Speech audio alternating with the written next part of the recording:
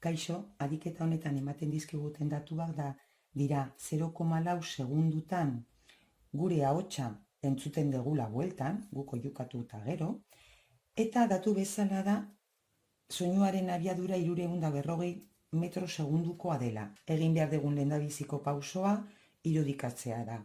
Orduan hemen gaudegu, hemen dago la barra, eta gure oihua entzuten baldin badegu, esan nahi du guk oihukatzen degula, gure ahotsa labarrean islatzen dela eta bueltatzen dela. Bidai guzti hori egiteko 0,4 segundu behar dituela, beraz, hau da denbora tartea, delta T.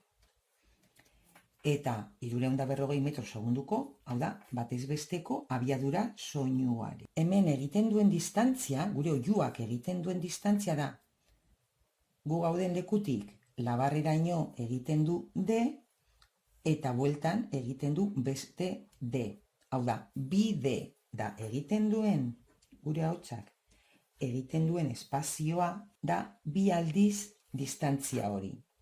Orduan, aplikatzen dugu orain abiaduraren formula, 340 metro segundukoa, berdin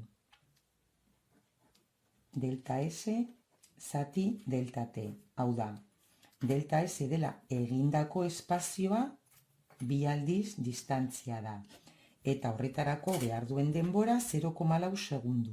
340 metro segundukoa berdin bi aldiz D, bi D beraz, zati 0,4 segundu. Hemendik D bakantzen baldin badegu, despejatzen baldin badegu, zango dugu dela 340 bider 0,4 segundu, zati bi. Segundu hauekin simplifikatzen dira, eta aiagiketa hau egiten baldin badegu, lortzen deguna da 78 metro dela bilatzen ari ginen distantzia. Hau da, labarra dago gugandik 78 metrotara. Eta hau da dana. Zalantzaren bat baldin badaukazue edo galdetu, bildurri gabe.